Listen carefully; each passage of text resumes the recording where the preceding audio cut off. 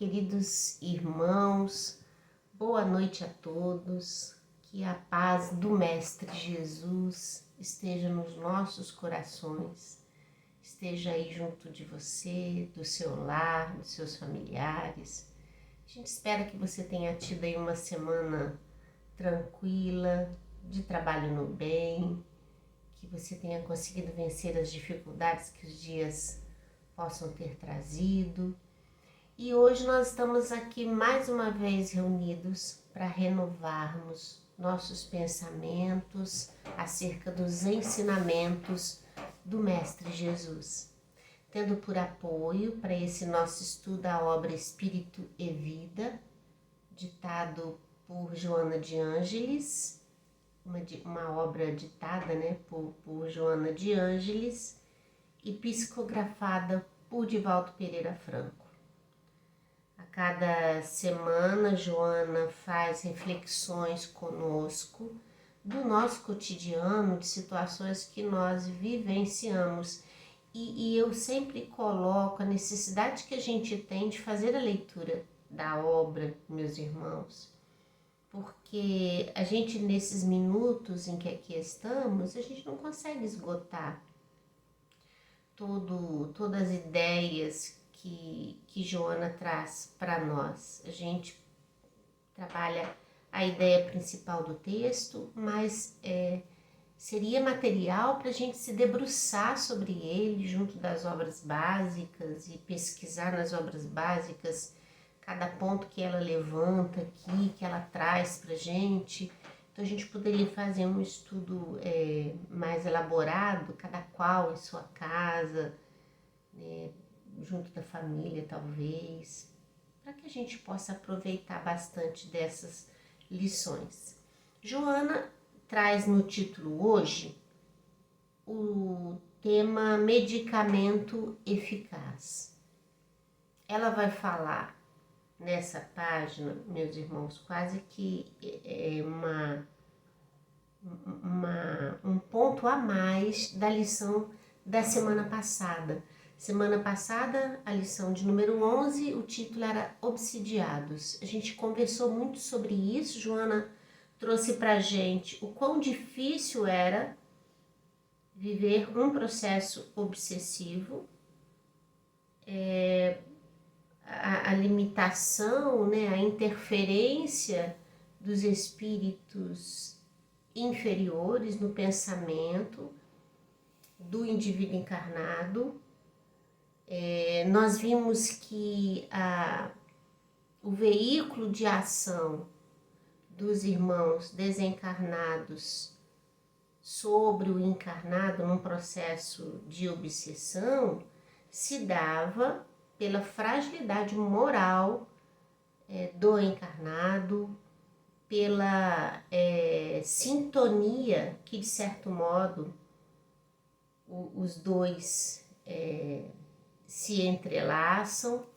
Nós vimos que existe uma forma mais eficaz da gente não estar tão sujeito a essas interferências do mundo espiritual inferior, e isso está no campo da nossa renovação íntima, da nossa busca incessante pelo bem, pelo sentimento de amor, de que essas almas carecem de nós, Tudo isso nós vimos na semana passada. E hoje a Joana traz pra gente um outro aspecto dessas relações que nos colocam diante de espíritos com os quais nós temos essa dívida de amor.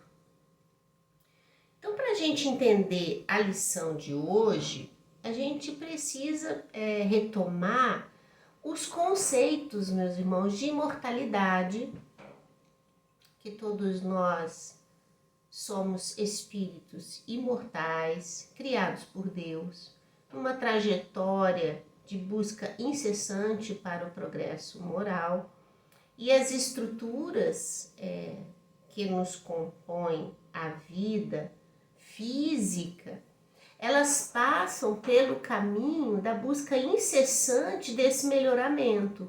Ou seja, nós reencarnamos com o objetivo de aprendermos pelas relações, pelas experiências da vida física, o aprendizado que nos falta. O que Joana traz para nós hoje é que quando nós terminamos um período físico aqui na Terra e que a gente retorna ao mundo espiritual, nós temos a oportunidade de refletir sobre os nossos atos, porque a vida, meus irmãos, ela é feita dessas reflexões. As coisas do processo de evolução partem dessa reflexão íntima, porque o conceito de bem e de mal, ele está em todos nós. Nós sabemos quando a gente acerta, a gente sabe também quando a gente erra. E libertos do corpo físico, a nossa capacidade de perceber a nós próprios, naquilo que nós fizemos quando encarnados, daquelas oportunidades de crescimento, de aprendizado que nós perdemos, que nós não aproveitamos, aquele gesto de solidariedade que a gente podia ter empreendido e não empreendeu, aquela missão com a qual nós reencarnamos, né? aquele objetivo maior da nossa vida, que a gente reencarnou com toda a proposta de acerto, de fazer direito, e depois a conclusão de que a gente realmente não fez, que a gente se distanciou muito desse propósito, que toda aquela nossa intenção a gente não conseguiu cumprir. Então, e isso é natural, sabe, meus irmãos? Isso é natural que aconteça conosco. Então, quando isso se dá, nós entendemos de que uma nova vida física se faz necessária. A gente quer aproveitar o tempo perdido. A gente solicita de Deus a oportunidade de retornar, porque novamente nós entendemos que arrependidos que já estamos pelo mal que fizemos ou pelo bem que deixamos de realizar, a gente precisa reparar isso. A gente precisa retornar reparando aqueles erros cometidos, cumprindo a nossa tarefa de amor para aqueles a quem a gente deve esse amor, fazendo por aqueles que a gente não fez no passado.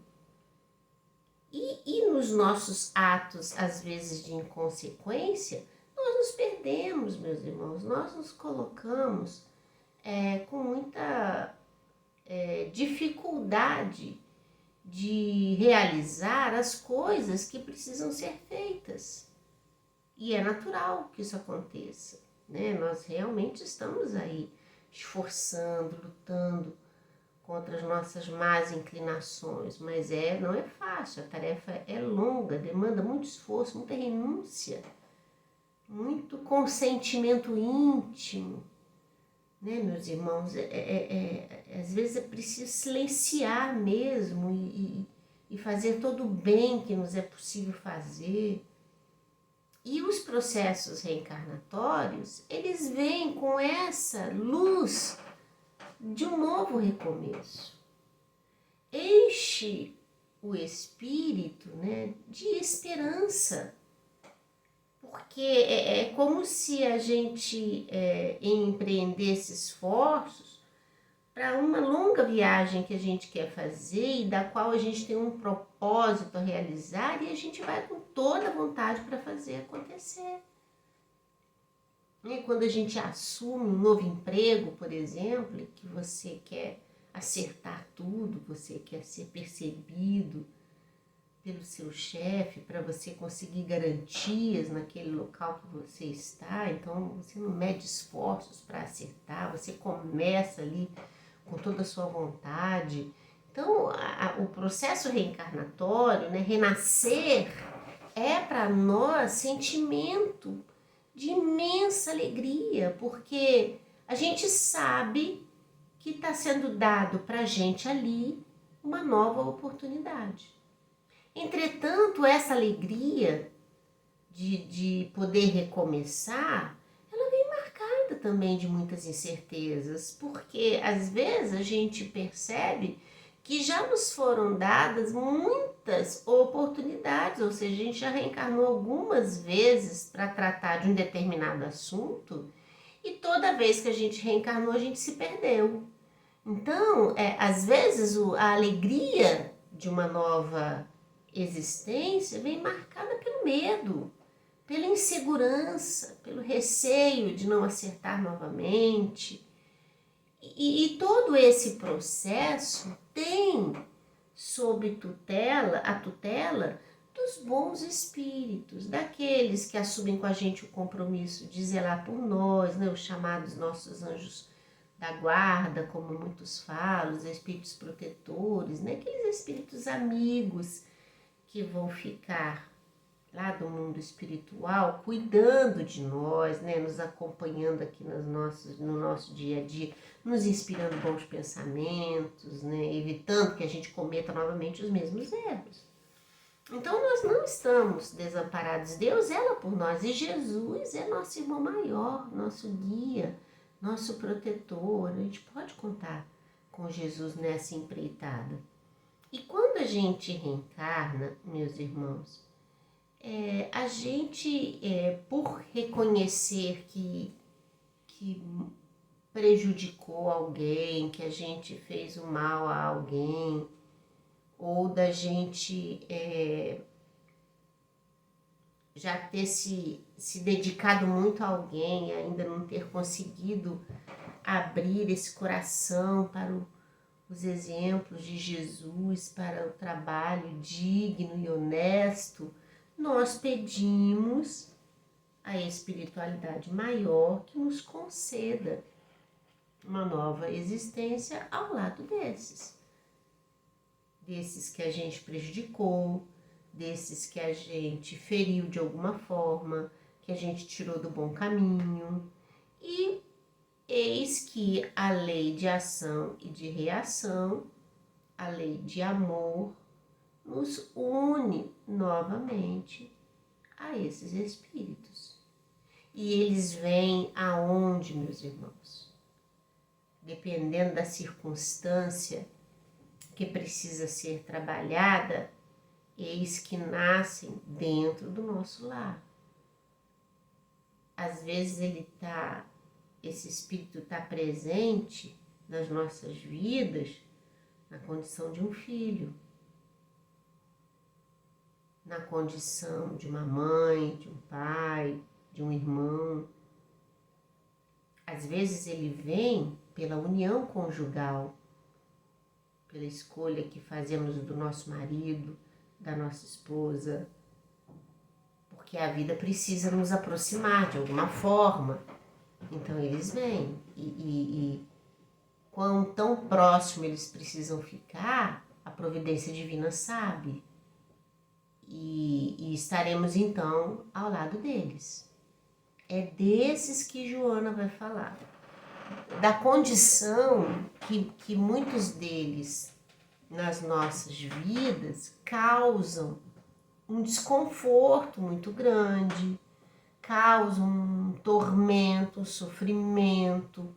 Quantas mães, né, ao longo aí da sua vida, em uma determinada encarnação, sofrem com o filho, praticamente desde que nasceu, pela mocidade, pela madureza.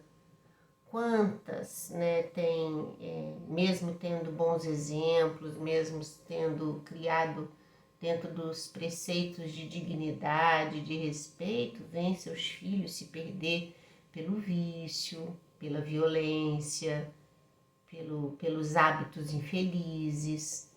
Quantos cobram dos seus pais o tempo todo, por mais que seus pais fazem, parece que nunca tá bom, eles nunca estão satisfeitos.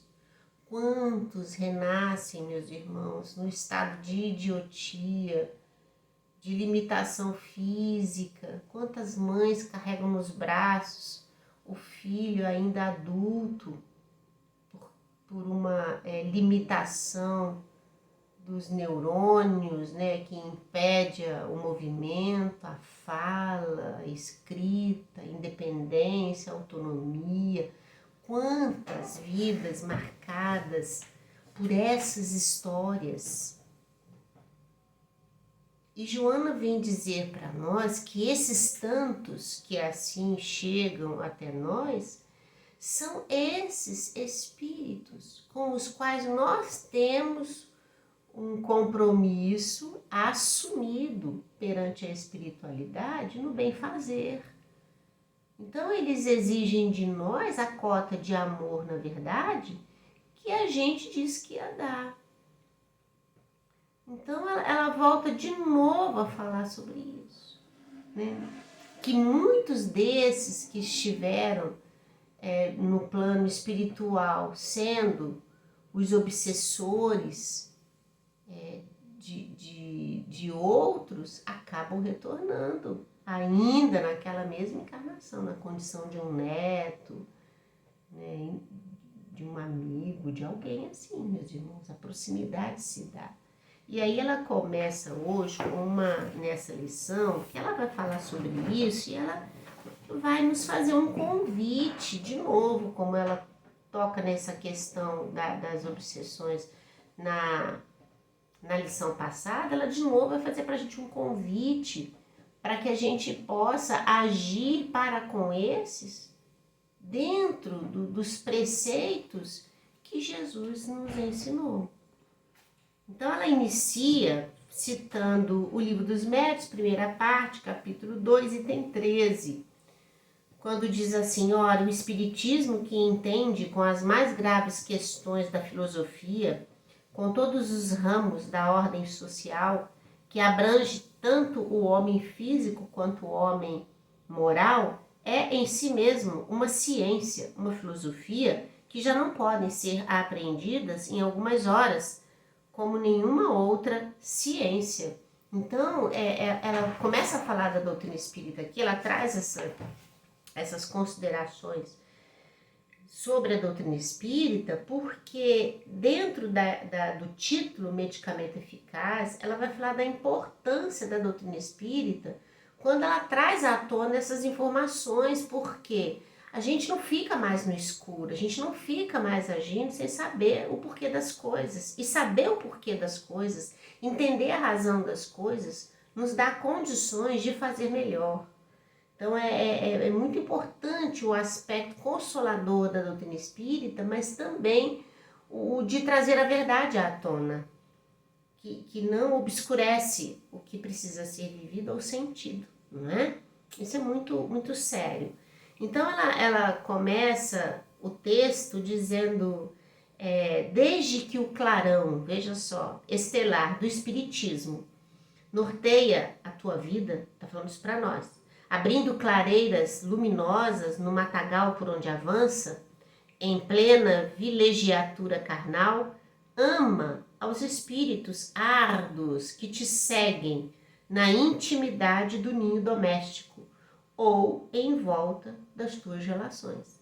Então ela fala assim, desde que a gente abraçou a doutrina espírita como luz para as nossas vidas, a receita para essas relações conflituosas dentro do lar, ou mesmo no local de trabalho, ou nas relações de proximidade, é a linguagem do amor. Ela volta de novo a nos convidar a esse exercício do bem, assim como Jesus nos ensinou. Ela diz assim, olha, um obsessor vingador, né, que golpeia o açoite da impiedade, quando no além ao se reemboscar no invólucro de cinza e lama, que se torna matéria, não modifica a estrutura do próprio caráter. Então ela está querendo dizer assim, se na tua trajetória de vida espiritual, aqueles desafetos seus, eles continuam seus desafetos enquanto entre os dois não existir o sentimento de amor e de proximidade. E quando eles reencarnam, esses sentimentos de animosidade, de revolta, de ódio, de raiva, de ressentimento, de inveja, que eles alimentam pelo encarnado, continuam, não se perdem. Então eles vêm com toda essa carga. Por isso que às vezes a gente vê em muitas histórias de família que determinadas pessoas se dedicam muito ao outro, fazem tudo para o outro, mas ainda não tá bom. Ainda tem sempre uma cobrança, uma exigência de uma conduta melhor. Sempre tem isso, é complicado, né? Você viver com essas questões. Importante é a gente entender o porquê disso, né? Porque senão, se a gente não sabe, a vontade que dá é de largar, então, nossa, cansei, já fiz tanto, parece que nunca tá bom, então vou deixar você por aí. E quando a gente percebe que eles cobram da gente um amor devido, a gente ainda se esforça cada vez mais para servir, né? Ela fala, impulsionado pela lei ao renascimento, junto ao teu coração, esse cobrador insaciável é a tua vítima de outrora, do passado, exigindo-te humildade e resgate. Então ela vem dizer assim para nós, como a nos explicar, né? Esse que te cobra hoje é quem você feriu no passado. Por isso essa dívida de amor com ele.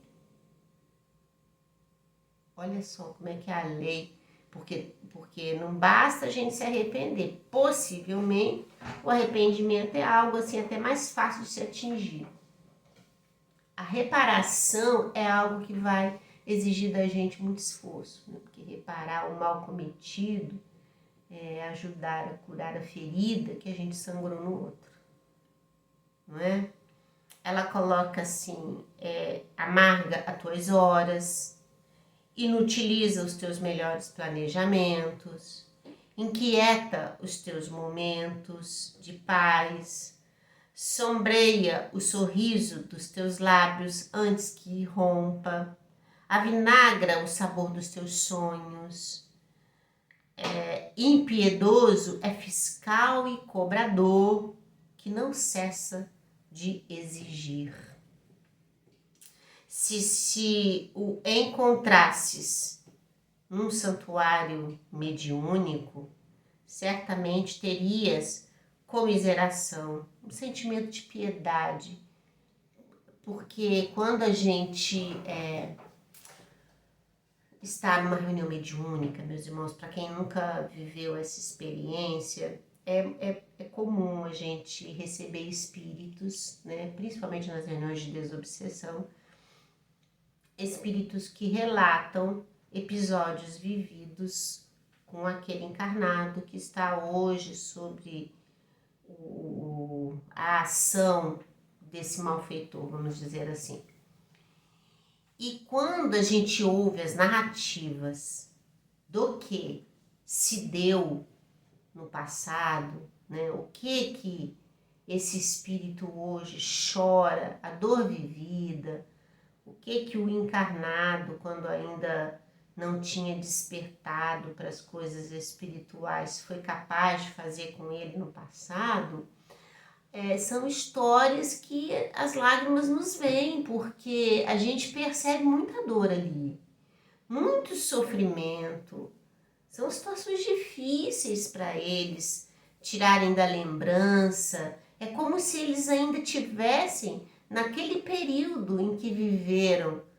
E olha que às vezes são situações de 100, 200 anos atrás daquela encarnação presente. Mas a dor está ali porque a violência foi muita, o desrespeito foi muito, né? Então a maldade naquela época foi grande. E a gente ouve o relato e a gente compreende até, né, porquê desse sentimento dele em relação ao encarnado, mas a palavra nossa é sempre a de que, seja lá o que o encarnado tenha feito com ele, o tempo passou e tanto o encarnado quanto ele têm a oportunidade de crescimento e de melhora. Que se ele empreender a vingança, ele contrairá mais dores para a sua trajetória espiritual.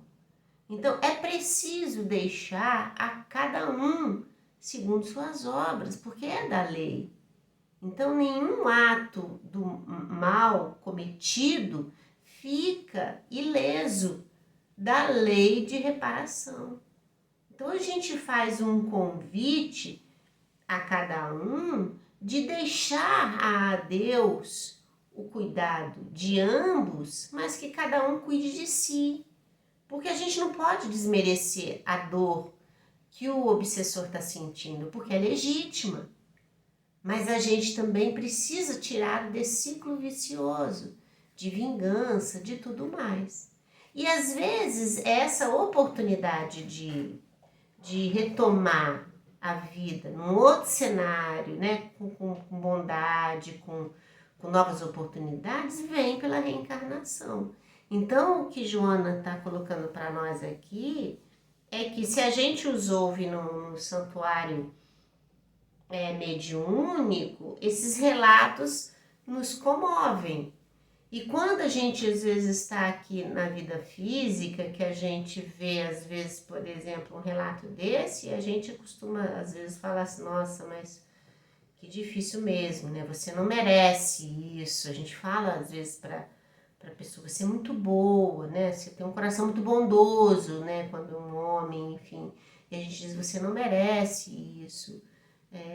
O merecimento, isso é muito da conta de Deus, sabe, meus irmãos? Porque a gente não sabe o que se passa. Agora, uma coisa a gente sabe, que nenhum vive aquilo que não tem que viver. Então, se está passando, tem uma razão por passar, né? A palavra consoladora não deve nem ser essa do você não merece. A palavra consoladora, acredito que seja dizer assim, você é capaz de vencer essa situação com Jesus no coração. Ora, confia e espera, dê o seu melhor, né? Porque isso vai tocar o coração do outro. Eu acho que a gente precisa buscar também novos caminhos nessas relações com as pessoas. E aí ela diz assim, faze de conta que o corpo de que ele se utiliza oferece uma psicofonia atormentada de longo curso, doutrina-o com o silêncio da resolução firme, esclarece-o com o verbo eloquente da paciência, ilumina-o com a claridade da fé regeneradora. Ela fala que tudo isso a gente pode fazer, porque a doutrina espírita já nos ensinou desde sempre, né? De que a vida presente, ela vem marcada pelas vidas passadas. Então, tudo que a gente passa aqui tem uma cota dessa nossa dívida, né? De outras existências. Ela coloca ascendentes perseguidos renasceram nas carnes de descendentes perseguidores.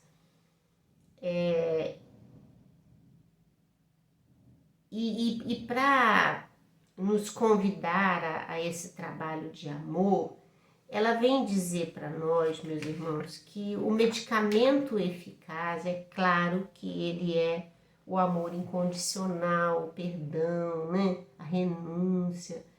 E ela fecha a doutrina espírita como sendo a luz desse esclarecimento.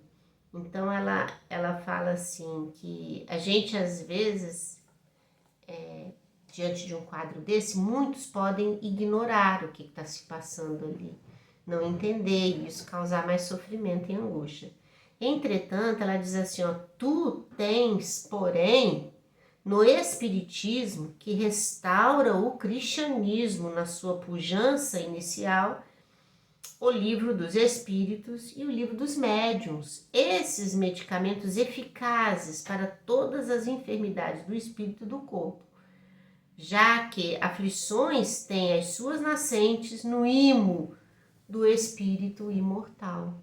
Então ela falou assim, para nós que somos conhecedores, né, que estudamos doutrina espírita, essas relações de conflito precisam ser vistas por nós como oportunidades a mais de reparação, de busca incessante do nosso melhor em favor dos outros.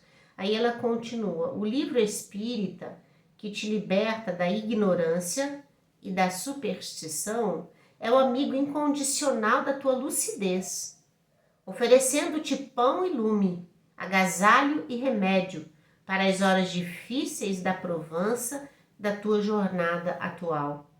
Como o amor, segundo preceituou Jesus, é a alma da vida e a caridade é a vida da alma.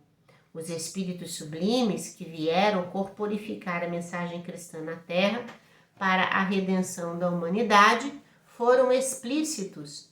O estudo é o libertador do homem no cadinho difícil das reencarnações dolorosas, porquanto o conhecimento dá-lhe armas para se livrar acima de todo o mal e viver todo o amor nas trilhas santificantes da caridade com Jesus. Então, ela fala que esse medicamento eficaz é o conhecimento que a doutrina espírita nos traz, meus irmãos. Dessas reflexões, nos colocando em condições de entender. E aí, nesse campo, a gente não vai se sentir vítima. A gente ainda vai perceber que vítima é o outro, porque a gente o feriu de alguma forma. Isso não deve ter para nós um sentimento de culpa, né? A gente precisa lembrar da passagem do Evangelho em que a mulher é apedrejada, eles tentam apedrejá-la em praça pública e Jesus fala aquela frase impactante, né? Que nenhum deles consegue tirar nenhuma pedra. E ela fica ali protegida por aquelas palavras do Mestre Jesus, que chamou todos à consciência de si. E quando ela vai embora, Jesus diz a ela, cadê os que te condenam? Não tem mais ninguém, então eu também não te condeno. Vás e não peques mais. Então não existe nessa lição daqui a palavra da Joana nos condenando porque erros cometemos e hoje somos cobrados. Não é nesse sentido. Nós também somos frágeis, nós sofremos, ela falou isso na lição passada. O quão difícil é você ter junto de si, do mundo espiritual inferior, um espírito obsessor, e como que é difícil você ter nos círculos da tua vida física um espírito também nessas condições. O que ela tenta colocar para nós hoje é que a gente precisa agir acertadamente com esses, para a gente não perder a oportunidade de estar junto com eles. Né? A reparação, o amor, o perdão, o afeto, a dedicação, a renúncia tem que existir enquanto a gente está com eles. Porque senão uma nova existência vai ter que se fazer e sabe Deus lá em que circunstâncias. Então aproveitar do que a gente tem hoje. No livro Boa Nova tem uma lição chamada Luta contra o Mal. É muito interessante essa lição, uma lição grande. Geralmente as lições desse livro são grandinhas para a gente falar aqui num estudo como esse. Mas aconteceu que Jesus, ele, logo nas primeiras ações de Jesus, foram as curas. E isso chamou a atenção de muitos, né? E o que chamava bastante a atenção era quando Jesus tirava um espírito malévolo que estava influenciando, às vezes, uma criança, um adolescente, uma senhora, um homem. E pela sua ordem, esse espírito obsessor, né, saía dali da ação daquele encarnado, e aquele encarnado ficava bem, mudava a fisionomia, né, tinha mais leveza, mais força de continuar. Então, num desses dias, Jesus fez muito disso, né, que eles chamavam de Jesus tirava os endemoniados, né? E Jesus, nesse dia, ele tinha feito muito desses trabalhos, e aí ele sai em companhia de alguns e vai para a casa de Pedro, onde eles se reuniam, repousavam e tudo mais. E nisso Tadeu é procurado por uma senhora para poder retirar dela, vamos dizer assim, né, a ação daquele espírito malévolo. E Tadeu tenta de todas as formas, mas não consegue, não consegue realizar essa tarefa. E só no dia seguinte, quando essa senhora se encontra com Jesus, Jesus faz a ação sobre ela e ela fica livre do espírito malfeitor. Então Tadeu fica observando isso e fica se perguntando uma série de coisas, né? Algumas partes aqui eu vou ler para vocês dessa lição. Tadeu, então, observando isso, né? Que só no dia seguinte, a presença de Jesus, que o Espírito saiu, observando o fato, então Tadeu caiu em sério e profundo pensamento. Por que razão, ele fica se perguntando, por que razão o mestre não lhes transmitia automaticamente o poder de expulsar os demônios malfazejos para que pudessem dominar os adversários da causa divina? E eu queria fazer um parênteses aqui, as palavras demônios, né, diabo, isso eram palavras usadas na época para representar o espírito mal. Hoje a gente ainda vê muito esse uso por algumas religiões, mas nós espíritas sabemos, né, que não existe essa figura do diabo e que os espíritos que hoje praticam o mal serão aqueles que no futuro praticarão o bem, porque é da lei de progresso para todos nós, né? Bom, então ele continua. Se era tão fácil a Jesus a cura integral dos endemoniados, por que motivo não provocava ele de vez a aproximação geral de todos os inimigos da luz, a fim de que, por sua autoridade, fossem definitivamente convertidos ao reino de Deus? Então ele pensava assim, mas se Jesus faz isso, por que ele não reúne todo mundo, né? Todos esses espíritos de uma vez só, ele resolve isso tudo e fica todo mundo preso, né, à lei de Deus. Com o cérebro torturado por graves cogitações e sonhando possibilidades maravilhosas para que cessassem todos esses combates entre os ensinamentos do Evangelho e os inimigos, o discípulo inquieto procurou conversar com Jesus em particular. Então, numa noite tranquila, Jesus vai e pergunta, Tadeu vai e expõe isso para Jesus. Ele fala isso para Jesus. Então, Jesus ouve essas considerações dele, né, isso que ele tinha pensado, essas ideias dele, e Jesus diz assim: Tadeu, qual o principal objetivo das atividades da tua vida? Como se recebesse uma centelha de inspiração superior, ele respondeu a Jesus com simplicidade: Mestre, estou procurando realizar o reino de Deus no coração. E aí Jesus fala: se procuras semelhante realidade, por que reclamas ao adversário em primeiro lugar? Seria justo esqueceres as tuas próprias necessidades nesse sentido? Se buscamos atingir o infinito da sabedoria e do amor em nosso Pai, Indispensável se faz reconheçamos que todos somos irmãos no mesmo caminho. Senhor, os espíritos do mal também são nossos irmãos? Perguntou Tadeu. Toda a criação é de Deus, respondeu Jesus. Os que vestem a túnica do mal envergarão um dia a da redenção pelo bem. Acaso poderias duvidar disso?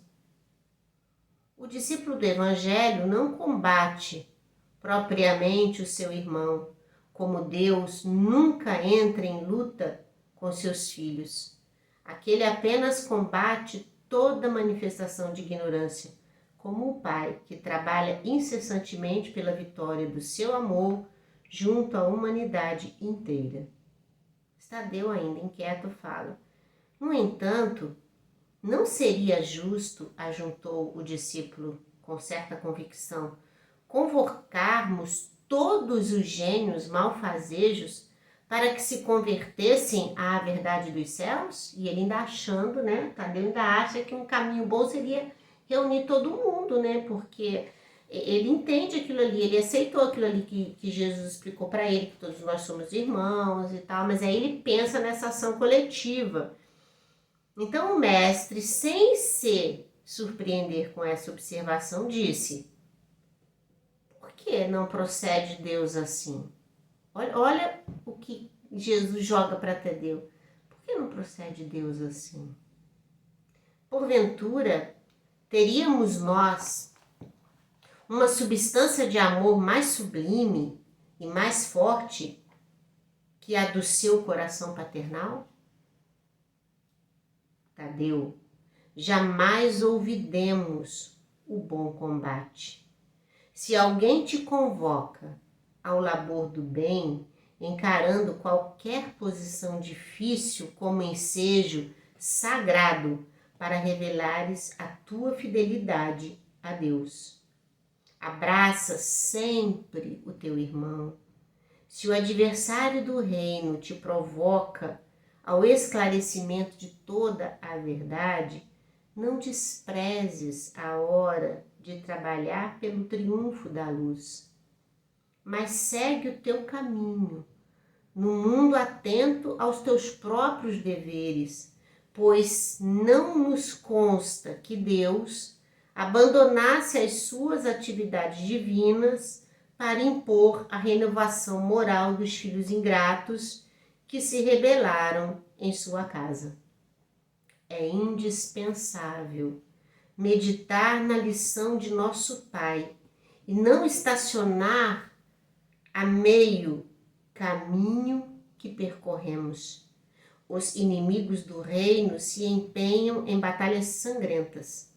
Não ouvides o teu próprio trabalho. Padecem o enfermo das ambições desmedidas. Caminha para Deus. Lançam a perseguição contra a verdade. Tens contigo a verdade divina que o mundo não te poderá roubar nunca. E aí Tadeu fala: Senhor, vossas palavras são sempre sábias. Entretanto, de que eu necessitarei para afastar as entidades da sombra quando o seu império se estabeleça nas almas? Então veja bem, num primeiro momento ele fica cheio de indagações, depois ele entende das palavras de Jesus que nós somos todos irmãos, nós, aqueles que praticam o mal. Jesus coloca, nós não estamos em lados opostos, né? A gente está todos no mesmo caminho, que o que faz o mal hoje vai ser o das ações do bem no futuro. E aí ele pergunta, mas não poderia então resolver tudo de uma vez só? E aí Jesus joga para ele, mas por que Deus não faz assim? Por que Deus não resolve tudo de uma vez só? Por que cada um tem que caminhar de si, na construção do reino de Deus dentro de si, primeiro, para depois atingir o outro?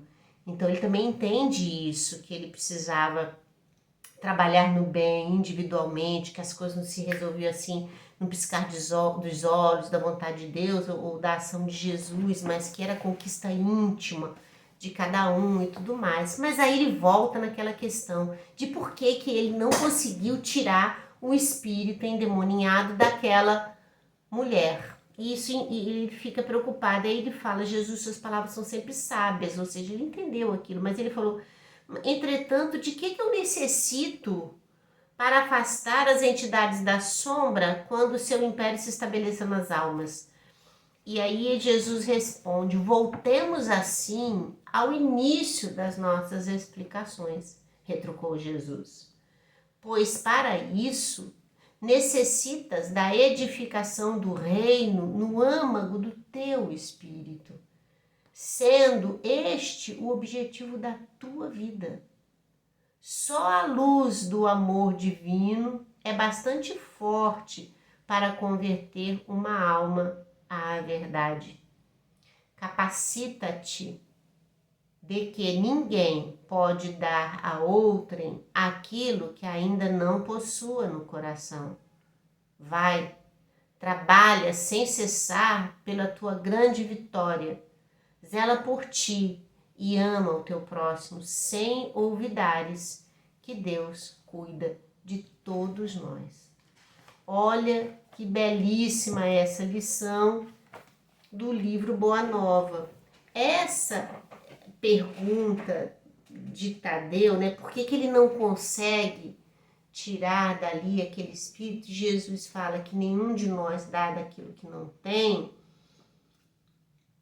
Ela se encaixa muito dentro desse tema de hoje, porque a gente pode se perguntar, né? Como que eu posso me livrar? Ou seja, como que eu posso resolver? Como que eu posso pegar essa pessoa que está aqui do meu lado hoje, que me causa tanto problema, como eu posso fazer essa pessoa entender que eu desejo todo o bem para ela, que eu amo essa pessoa, que eu quero que ela seja feliz, que se algum dia algum mal eu fiz a ela, que hoje eu estou aqui me entregando por inteiro, com todo o amor do meu coração. Então, Jesus está dizendo que isso precisa ser um valor nosso, que para que as nossas ações, de certo modo, toquem o coração desses que hoje são os que vêm nos cobrar essa dívida de amor, a gente precisa testificar esse amor. A gente necessita garantir essas luzes dentro de nós, porque aí a gente vai resplandecer nessas luzes. E aí todo coração que chegar perto de nós vai ser tocado por essa luz, assim como era com Jesus, né?